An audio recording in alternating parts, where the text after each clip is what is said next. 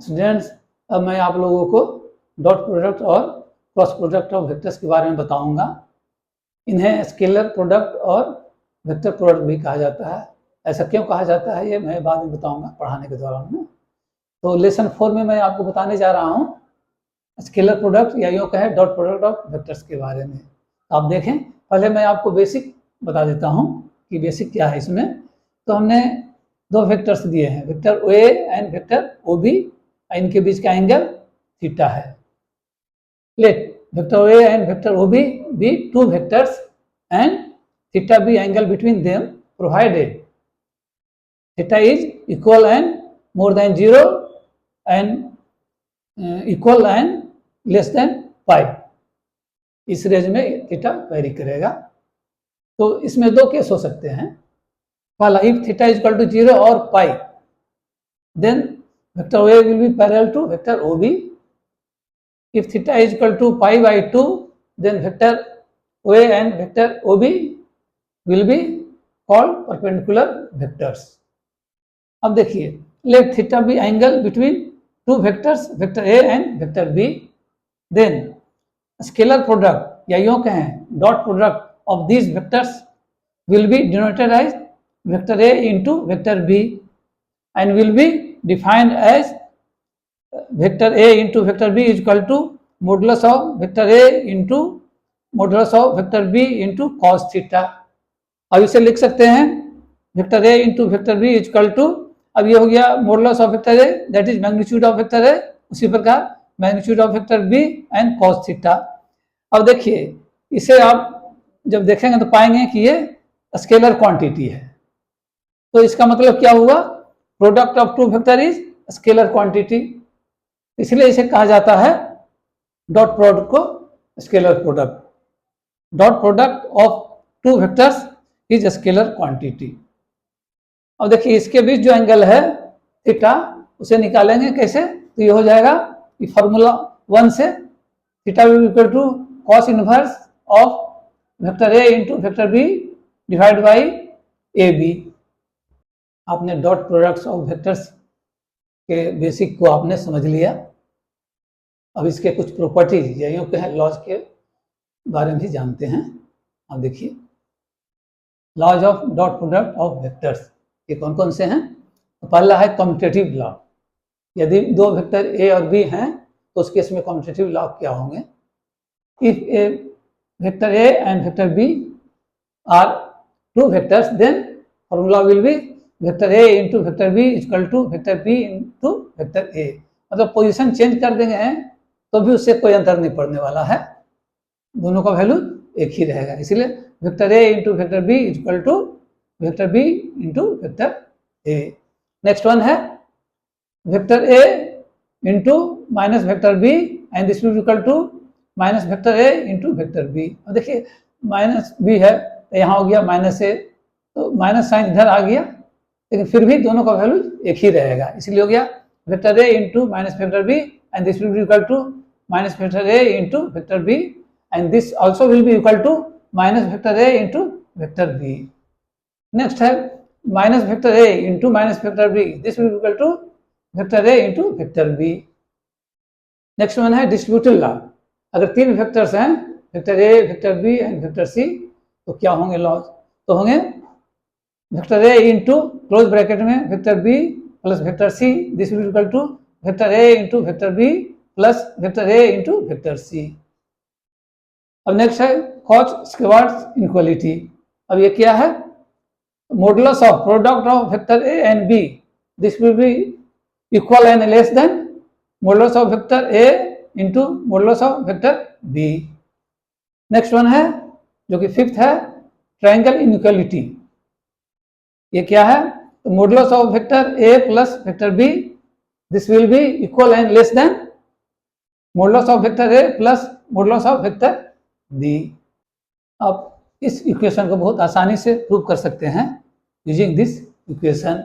इनमें से मैं एक प्रूव करके भी बताऊंगा आपको। अब हम लोग प्रूव करते हैं इस प्रॉपर्टीज को या ये कहें इस फॉर्मूला को। तो ये क्या लिखा हुआ है, देखिए मैं बताता हूँ। Vector A into close bracket में minus vector B, this is equal to minus फिर क्लोज ब्रैकेट में वेक्टर ए इंटू फिर क्लोज ब्रैकेट में vector B, this will be equal to close bracket में माइनस वेक्टर ए इंटू फिर close bracket में vector B. तो ये जो फॉर्मूला है, ये जो प्रॉपर्टी है, इसे हमें प्रूव करना है। इसे प्रूव करने के लिए मैंने फिगर 1 बनाया हुआ है, आप देखें। तो देखिए ओ है ओरिजिन, अब कोई पॉइंट है ए एंड पॉइंट बी है, तो हमने ओ को पॉइंट ए से मिला दिया, फिर ओ को पॉइंट बी से मिला दिया, तो हो गया एंगल ए ओ बी, जो कि हमने थीटा मान लिया। तो position vector of A will be O A vector, उसी तरह से position vector of B will be O B vector. अब हम क्या करेंगे, ए को प्रोड्यूस कर देंगे लेफ्ट साइड में ए डैश तक, ताकि O A dash will be equal to A O. उसी तरह से बी ओ को प्रोड्यूस कर देंगे बी डैश तक, such that B O equal to O B dash. इसलिए मैंने यहां लिखा है let O be origin, let position vector of point A equal to vector O A, that is vector A, इसे हमने मान लिया है, एज्यूम कर लिया है। उसी तरह से position vector of point B equal to vector O B, इसे भी हमने मान लिया है vector B. Angle B O A equal to theta, ये दोनों के बीच का एंगल है। अब जो बताया है वही मैंने लिखा है। Now produce A O to A dash and B O to B dash such that O A equal to O A dash and O B equal to O B dash. इस प्रकार क्या हो जाएगा, ये vector O A dash equal to minus vector A and vector O B dash equal to minus vector B.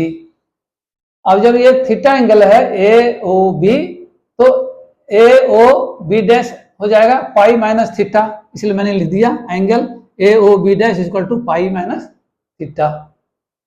अब now अब इसे हम लेते हैं vector A into close bracket में minus vector B, this will be equal to, हम जानते हैं, बता चुके हैं पिछले लेसन में आपको, this will be equal to modulus of vector A into modulus of vector minus B into cos pi minus theta. ये फॉर्मूला से हो गया।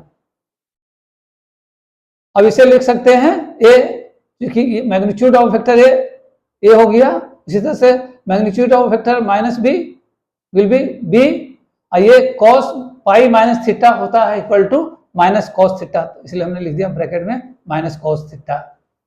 अब ये माइनस को हम बाहर ले आए और लिख दिए एक साथ ए इंटू बी कॉस थीटा, फिर इसे माइनस को हम बाहर ले आए और ब्रैकेट में लिख दिए A B cos theta.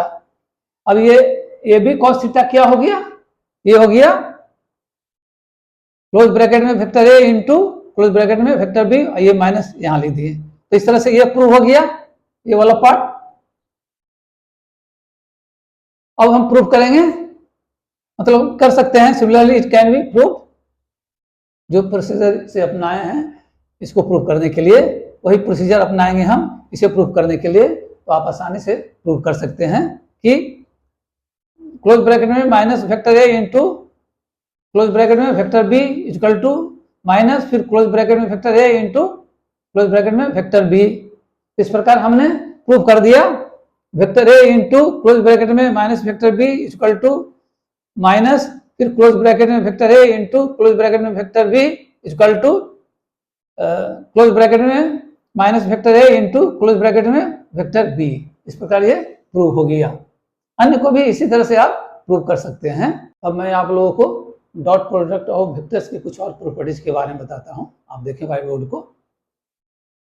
Sixth है square of vector A plus minus vector B and this will be equal to square of vector A plus square of vector B plus minus 2 into vector A into vector B. तो यहाँ यदि plus का sign रहेगा तो यहाँ plus, यहाँ minus का sign रहेगा तो यहाँ माइनस। अब इसे हम इस रूप में लिख सकते हैं A square plus B square plus minus 2 vector A into vector B. अब ए और ए बी ये मैंने बताया हुआ है क्या है, पहले भी इस तरह का मैं बता चुका हूँ आपको। A is magnitude of vector A and B is magnitude of vector B. अब नेक्स्ट वन है क्लोज ब्रैकेट में वेक्टर ए प्लस वेक्टर बी इंटू फिर क्लोज ब्रैकेट में vector A minus vector B, this will be equal to square of vector A minus square of vector B. इसे भी इस तरह से लिख सकते हैं, A square minus B square. अब नेक्स्ट वन है, if i j k are 3 unit vectors along coordinate axis x y z, then क्या होगा, पहला होगा i into i equal to j into j equal to k into k will be equal to 1। Next one है i into j equal to i into k equal to j into i equal to j into k equal to k into i equal to k into j. ये सभी जो हैं zero होंगे, मतलब ये सभी के प्रोडक्ट जो हैं इंडिविजुअली जीरो होंगे।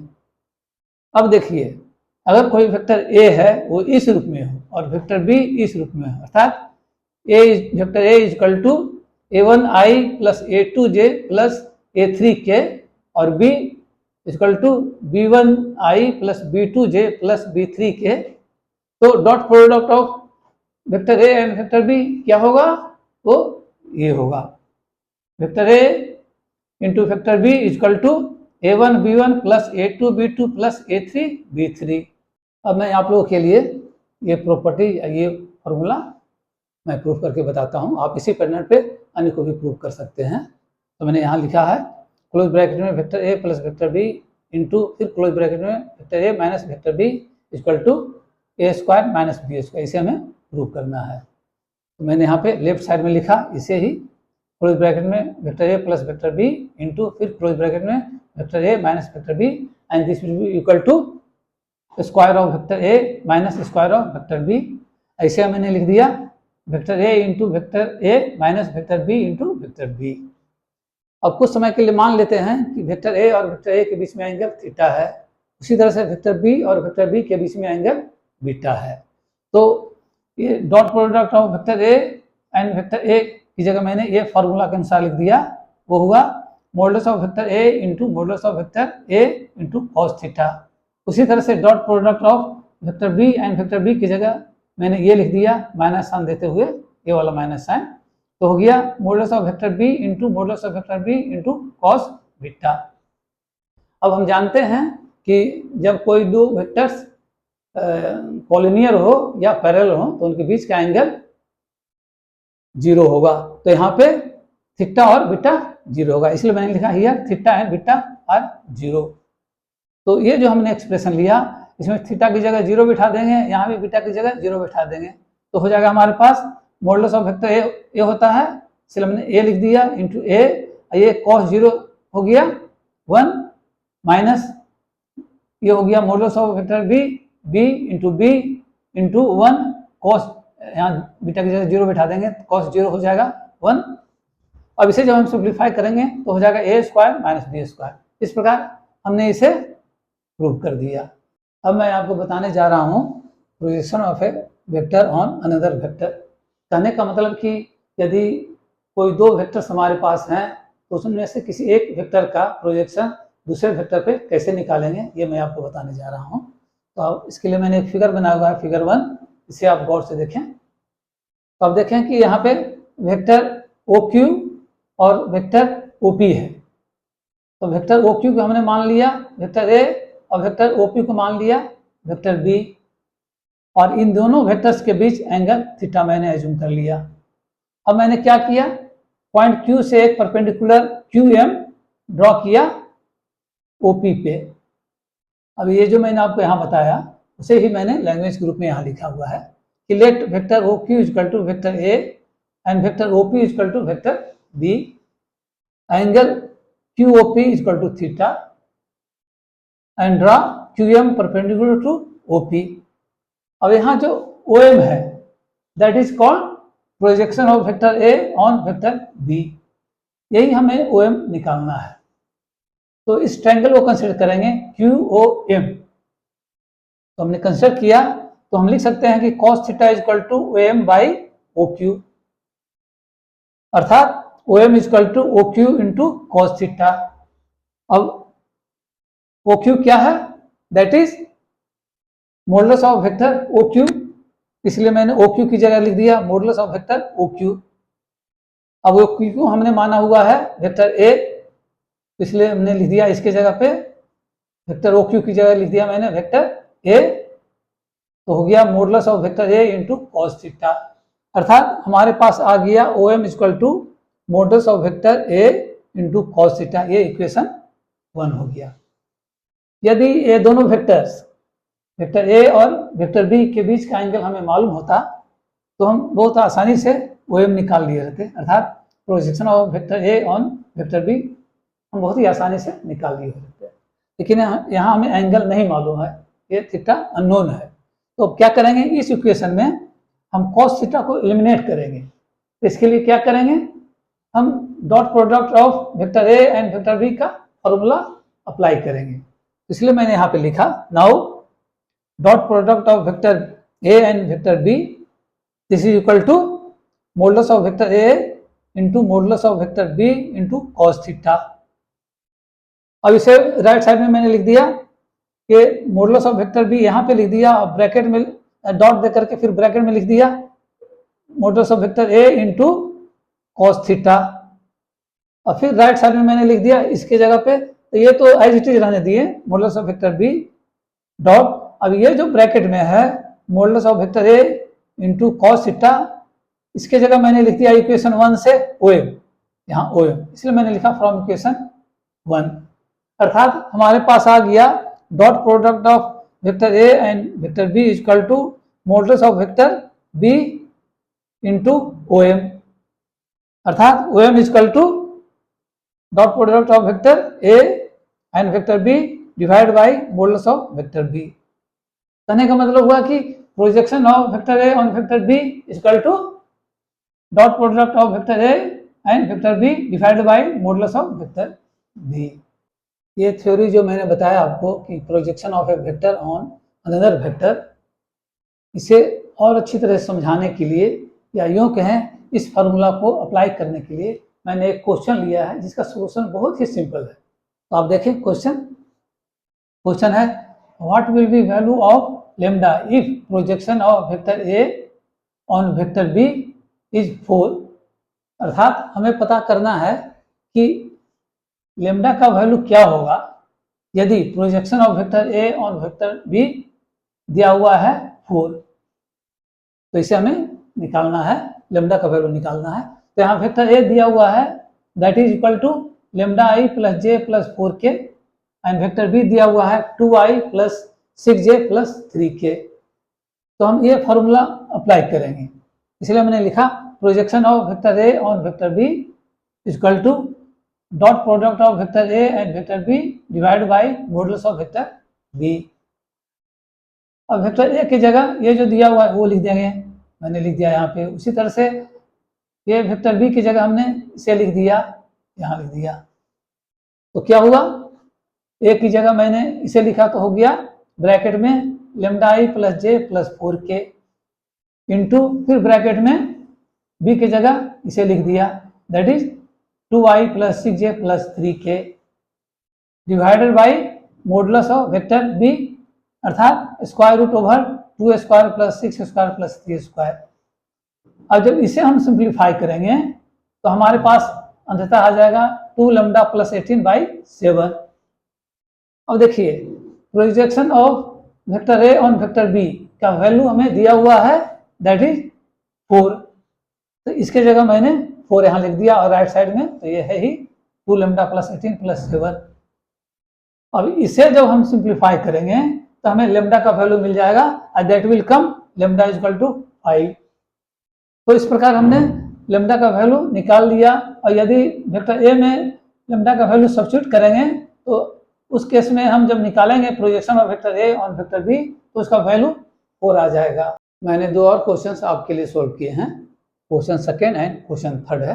पहले क्वेश्चन सेकेंड को जान लें। क्वेश्चन है what will B projection of vector close bracket में i plus j plus k along vector j। यहाँ ऑन की जगह अलोंग दिया हुआ है, इसे आप कंफ्यूज नहीं हो, दोनों का मतलब एक ही होता है। तो हमने एज्यूम कर लिया let vector a equal to i plus j plus k and vector b equal to vector j, ताकि हमें फॉर्मूला लिखने में आसानी हो। तो देखिए projection of vector a along vector b will be equal to dot product of vector a and vector b divided by modulus of vector B. अब यहाँ वेक्टर ए जो हमने एज्यूम किया है वो लिख देंगे, अब वेक्टर बी जो एज्यूम किया है उसकी जगह जे लिख देंगे। मैंने लिखा तो हो गया, क्लोज ब्रैकेट में वेक्टर आई प्लस जे प्लस के डॉट, फिर क्लोज ब्रैकेट में vector J divided by modulus of vector B equal to ये हो जाएगा स्क्वायर रूट ओवर 1 स्क्वायर। और जब इसे मल्टीप्लाई करेंगे तो हो जाएगा I dot J plus J dot J plus K dot J, नीचे हो जाएगा 1, इसका वैल्यू 1 हो जाएगा। अब देखिए आई डॉट जे हम जानते हैं 0 होता है, जे डॉट जे 1 होता है और के डॉट जे 0 होता है, डिवाइड बाई 1 हो गया। अब इसका वैल्यू क्या हो गया, ये 1 हो गया, अर्थात dot product of vector A and vector b divided by modulus of vector B equal to 1। तो कहने का मतलब हुआ कि projection of vector I plus J plus k along vector j is 1। Next question solve करते हैं। Question है find angle between vectors, close bracket में vector A plus vector B and फिर क्लोज ब्रैकेट में vector A minus vector b if vector A equal to 2i minus J plus 3k and vector B equal to 3i plus J plus 2k। तो हमने मान लिया है vector ए plus vector B को m और vector ए minus vector B को n, इसलिए मैंने लिखा let vector m equal to vector A plus vector B and vector n equal to vector A minus vector B. और वेक्टर m और n के बीच के एंगल को हमने थीटा मान लिया, इसलिए लिखा theta B angle between vector m and vector n। अब हम निकालेंगे vector a plus vector b का वैल्यू और vector a minus vector b का वैल्यू इनकी मदद से। वेक्टर a दिया हुआ है और वेक्टर b दिया हुआ है, तो हमने निकाला है वैल्यू, तो हो गया vector m equal to vector A plus vector B equal to 5i plus 5k, ये इक्वेशन 1 हो गया। इसी तरह से हमने वेक्टर n का वैल्यू निकाला है, that is equal to vector A minus vector B and this is equal to close bracket में minus I minus 2j plus K, ये सेकेंड इक्वेशन हो गया। अब हमने फॉर्मूला लिखा है dot product of vector m and vector n equal to modulus of vector m into modulus of vector n into cos theta. इसे मैंने cos theta का वैल्यू निकाल दिया, cos theta equal to dot product of vector m and vector n divided by modulus of vector m into modulus of vector n। अब vector m की जगह हमने लिख दिया जो मैंने माना हुआ है, ये जो निकाला है हमने 5i प्लस 5k, तो हमने m की जगह लिख दिया 5i प्लस 5k। उसी तरह से वेक्टर n का वैल्यू निकाला हुआ है मैंने minus I minus 2j plus के, तो उसकी जगह मैंने ये लिख दिया इंटू क्लोज ब्रैकेट में minus I minus 2j plus K. अब नीचे मॉडुलस ऑफ वेक्टर m हो गया square root over 5 square plus 5 square into modulus of vector n हो गया क्लोज ब्रैकेट में स्क्वायर रूट ओवर -1 का स्क्वायर प्लस -2 का स्क्वायर प्लस 1 का स्क्वायर। अब इसे जब हम सोल्व करेंगे तो आ जाएगा -5 क्लोज ब्रैकेट में i इंटू आई, या कह सकते हैं i dot I plus 5 close bracket में k डॉट के, नीचे आ जाएगा स्क्वायर रूट ओवर 150।